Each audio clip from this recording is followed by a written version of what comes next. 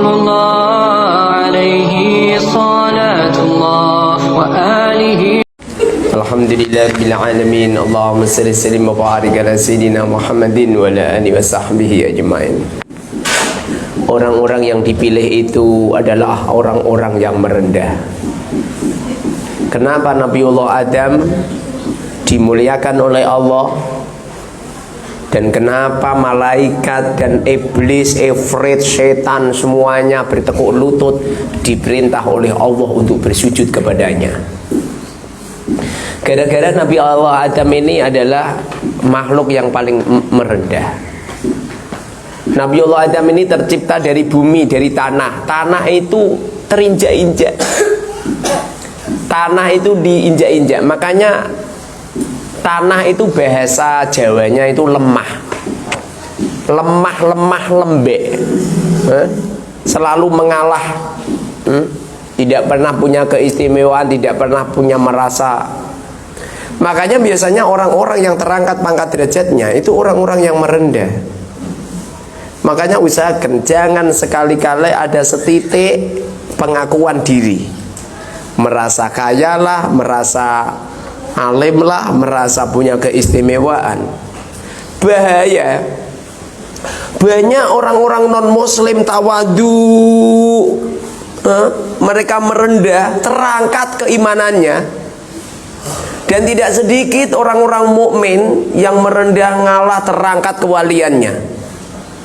Apa yang dilakukan oleh Allah Subhanahu wa taala di saat Allah pengen memberangkatkan Rasulullah berangkat dari Mekah menuju ke Baitul Maqdis, kemudian diangkat ke Sidratil Muntaha. Buruk mana yang dipilih oleh Allah? Justru di waktu itu ada seekor buruk. Ada seekor buruk yang merendah, merasa dirinya tidak pantas dinaiki sama Rasul. Sementara buruk-buruk yang lain berebut, aku akan semua buruk-buruk ini memperlihatkan kehebatannya, kejantanannya, merasa pengen bisa dinaiki oleh baginda Muhammad sallallahu alaihi wasallam. Sementara di pojok sana ada buruk yang merendah. Ditanya sama temannya, kenapa kamu tidak berebut pengen dikendarai sama Muhammad? Apa kata buruk itu? Enggak, saya ini tidak seperti mereka. Justru yang diperintah oleh Allah, yang diperintahkan oleh Allah lewat malaikat Jibril, yaitu buruk yang merendah. Pada akhirnya buruk dihampiri dan buruk dibawa di tempat baginda Muhammad sallallahu alaihi wasallam. Dan ini enggak sedikit orang-orang yang terangkat kewaliannya, rata-rata seperti itu. Yang merendah.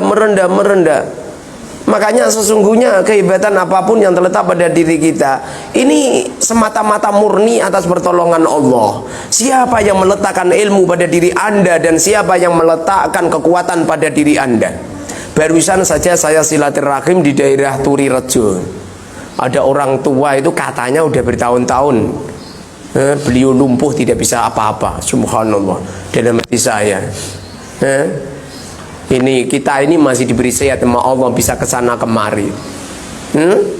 Kemarin itu ada santri, saya tanya, kenapa orangnya nggak ngaji? Pak Yai, giginya sakit. Subhanallah, langsung saya merasa nikmat yang luar biasa. Alhamdulillah, gigi saya utuh dan tidak sakit. Padahal dia sama saya lebih tua dia lebih muda, tapi giginya sakit. Coba bayangkan.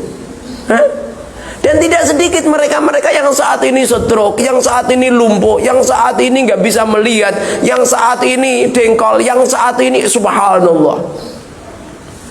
Anugerah Allah Subhanahu wa taala yang dititipkan kepada kita semestinya harus disyukuri. Bagaimana caranya mensyukuri? Merendah, terus merendah, hormati orang lain, muliakan orang lain, pilihkan orang lain yang terbaik. Kalau kita punya harta, ayo harta benda kita ini buat menolong ke orang lain. Silaturahim ke fuqara masakin. Tolong dibiayai orang-orang yang belajar ilmu agama. Lebih-lebih santri-santri ini. Dicukupi, dimuliakan. Tidak ada orang yang memuliakan santri-santri ini kecuali kelak di alam kuburnya dan kelak di akhirat akan dimuliakan oleh Allah Subhanahu wa taala.